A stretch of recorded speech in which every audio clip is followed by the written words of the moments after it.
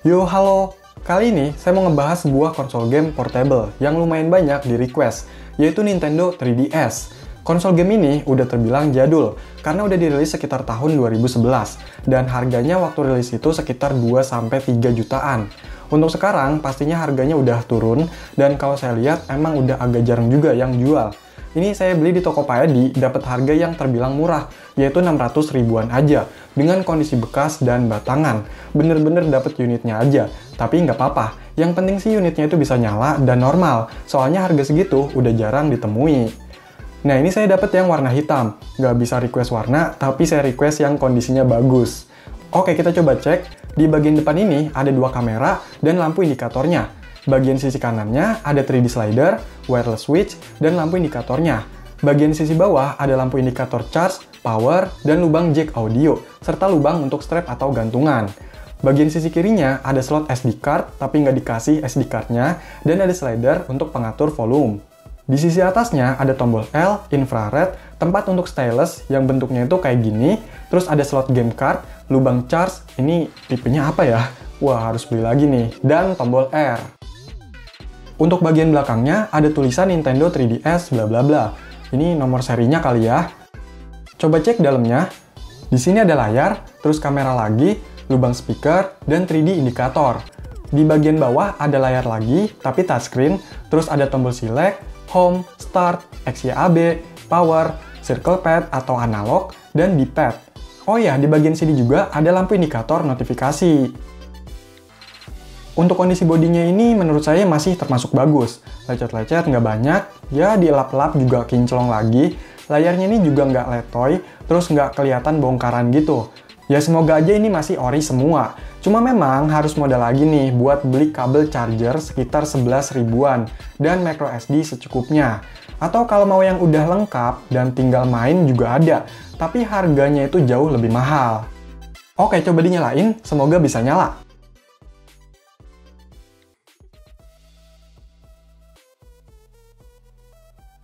Yes, nyala! Dan inilah tampilan dari Nintendo 3DS. Ini belum ada game tambahannya ya, jadi kayaknya sistemnya ini masih ori bawaan. Coba cek ke sistem settings. Untuk firmware-nya masih versi 2.2.0. Wah, ini masih yang rendah, belum diupdate terbaru. Dan untuk regionnya, Eropa. Nah, kita coba cek apa udah pakai custom firmware atau CFW. Caranya, pas posisi mati, itu tekan tombol power dan select bersamaan. Kalau masuk ke tampilan biasa kayak gini, itu berarti masih original, belum pakai CFW. Ya, jadi mau nggak mau, ini harus dioprek lagi, pasang CFW, biar bisa main game versi tani.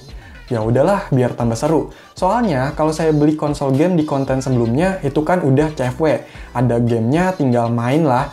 Kalau yang ini butuh usaha ekstra lagi. Oh iya, harus sediain juga nih memorinya. Bisa pakai microSD yang biasa, tapi perlu tambahan SD adapternya. CFW Nintendo 3DS itu udah banyak tutorialnya. Saya sendiri ngikutin dari channelnya Statix. Dan untungnya, karena ini masih versi rendah, jadi cara hacknya itu terbilang mudah. Ya, semua versi sebenarnya udah bisa di CFW, cuma beda-beda metodenya. Kalau versi di unit saya ini pakai metode SoundHacks. Tinggal download aja bahan-bahannya, yang paling penting itu SoundHacks-nya. Ini tinggal milih region, tipe, dan versi firmware-nya. CFW pakai metode ini, intinya itu cuma masukin sebuah file musik berformat M4A dari SoundHack tadi ke dalam memori Nintendo 3DS-nya. Setelah itu, di Nintendo 3DS-nya, masuk ke menu Nintendo 3DS Sound, dan play file SoundHacks-nya tadi, nanti otomatis bakalan kayak gini tampilannya. Tinggal ikutin aja perintah yang ada di layar. Dan sukses nih terinstall CFW Luma 3DS. Ajaib ya filenya itu. Tapi nggak cuma install CFW-nya aja, kita juga harus install aplikasi pendukungnya atau homebrew. Dan sebelum itu, kita update dulu firmware-nya biar nantinya bisa main game yang versi terbaru. Untuk firmware terakhirnya itu versi 11.15.0. Sebenarnya, aplikasi yang sering dipakai itu FBI untuk install gamenya. File ROM gamenya juga bisa di-download, banyak penyedianya, tinggal cari aja di Google. Dan ingat, formatnya itu yang CIA, bukan yang 3DS. Tinggal copy aja file ROM-nya ke memori, terus buka FBI-nya, dan install deh gamenya dari file CIA itu. Cuma memang, install game di Nintendo 3DS ini lumayan makan waktu, apalagi kalau ukurannya gede. Nah, tinggal buka deh kadonya. Oke, di sini udah CFW dan berhasil pasang beberapa game. Sekarang coba mainin gamenya.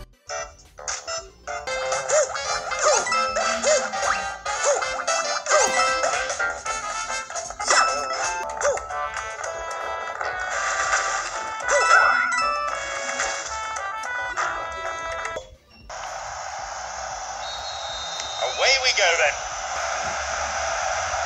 Surely he can't miss from here. Goes to signify half-time. Well, there's been absolutely nothing for either set of supporters to cheer about. Resident Evil.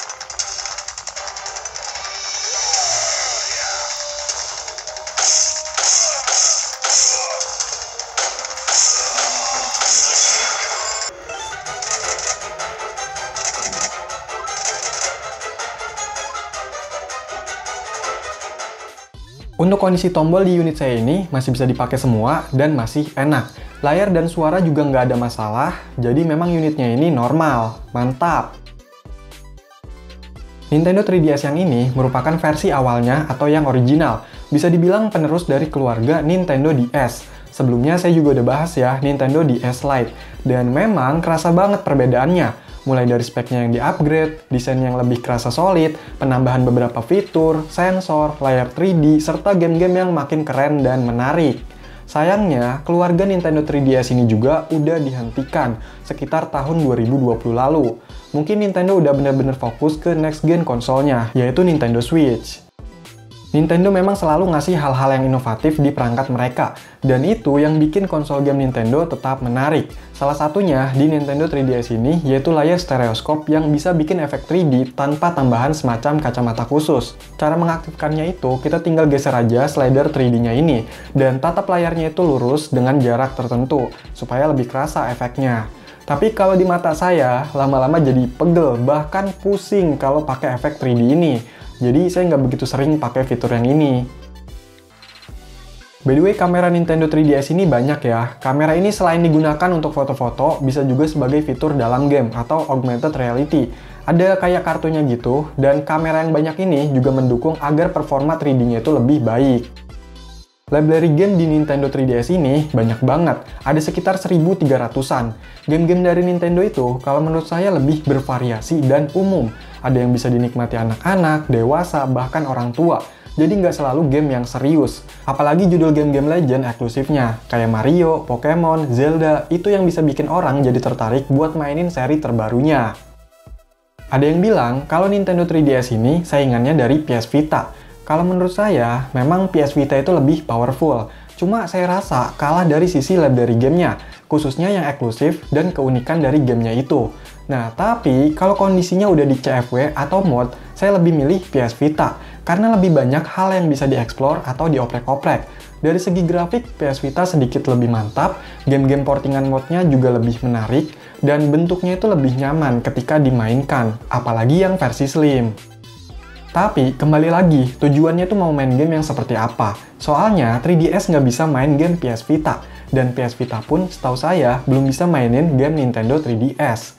Tapi untuk game-game retro konsol yang ringan macam Game Boy, Sega, NES, keduanya itu bisa. Di Nintendo 3DS, bisa pakai RetroArch atau Twilight's menu buat main game konsol lawas. Oh ya, sebenarnya, di Nintendo 3DS udah ada fitur backward buat main game Nintendo DS. Bisa pakai game card-nya atau pakai Twilight's menu tadi, biar gratisan. Nah, kalau gini, berarti mending langsung aja beli Nintendo 3DS daripada yang keluarga Nintendo DS. By the way, saya udah pernah cobain main yang agak berat kayak emulator PS1, ternyata error kayak gini. Dan main game portingan kayak GTA 3 juga sama, error. Kayaknya emang nggak kuat ya. Dan saya cek di YouTube, kebanyakan yang coba itu pakai 3DS XL atau New 3DS 2DS yang punya spek kayaknya lebih tinggi dari yang ini. Terus apakah Nintendo 3DS ini masih worth it dibeli?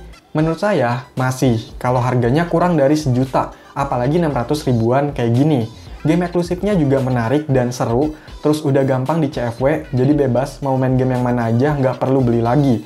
Dan percayalah, main di konsolnya langsung itu lebih nikmat. Tapi, kalau emang udah nyaman dan udah puas pakai emulator, atau memang nggak tertarik dengan game-game macam ini, ya pasti keluar kata-kata mending.